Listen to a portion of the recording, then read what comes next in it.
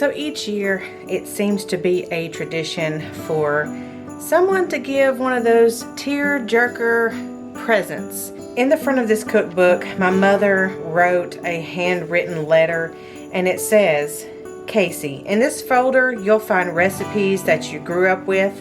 This is my collection of recipes through the years that I love to prepare for our table. I've collected these recipes from family and friends. I know you'll enjoy and treasure them as I have. The best recipes from the best cooks. Enjoy. Love, Mama." The one we are going to be doing today is called peanut butter fudge.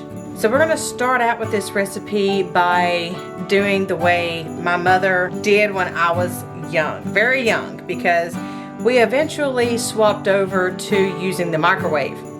But this is a microwave recipe if you would like it to be. You do not have to do it old school.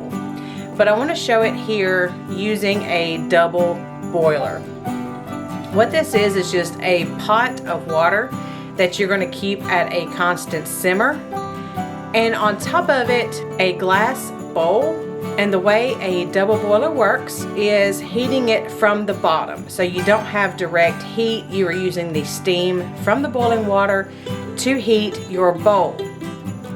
Now to our bowl, we are going to add 1 pound of old-fashioned cream drops. Now these I bought on sale for 25 cents a bag last year, put them in the freezer, and now we are using them to make this year's recipes. So keep your eyes open for those good deals. These can be easily frozen for upcoming holidays or to use throughout the year. But these are 8-ounce bags, and so we're going to use 2 of these bags to equal 16 ounces, which is the equivalent to 1 pound. And then we're going to add in 1 cup of peanut butter. Now, if you've watched my other channel, Boots and Bounty Homestead, you will see this is the peanut butter we got at Kroger for 99 cents. This is why I stocked up, because a lot of my Christmas recipes uses a lot of peanut butter. So we're using 1 cup for this recipe. And then it also calls for 2 to 3 tablespoons of butter. I'm going to go ahead and add 3 tablespoons just because I know it's better with butter. So we are going to continuously stir on this double boiler for about 5 minutes. Now, if you don't have that much time, go ahead and get a microwave safe bowl for this recipe. Put all these ingredients in there and then pop it in the microwave. You're going to heat it on medium high, so power down to about 50 or 60%. And it's only going to take about a minute. But you want to make sure that you are going to stir every 30 seconds to make sure that 1, you don't burn it, and 2, it doesn't start popping and making a mess all over your microwave. Ask me how I know. So we're going to continuously stirring this until it's all incorporated together.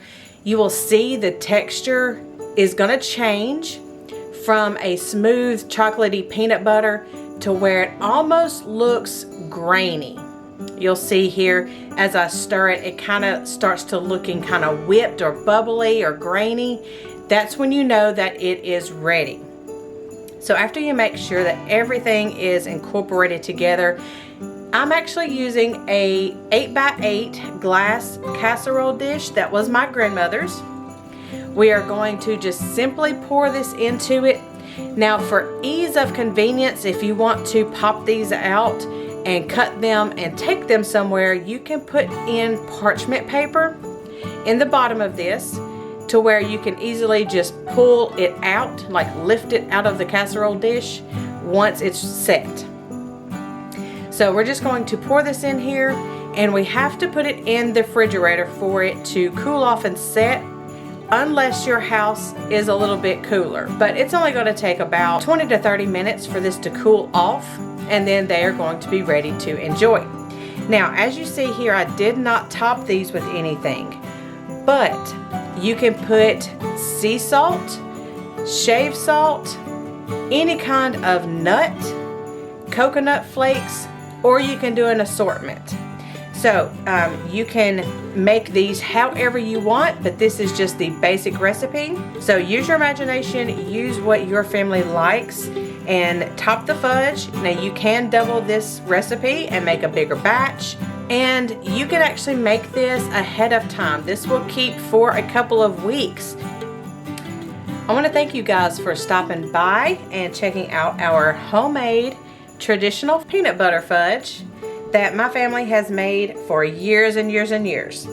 I hope you enjoy it, and we will see you next time. Thanks for stopping by, and God bless.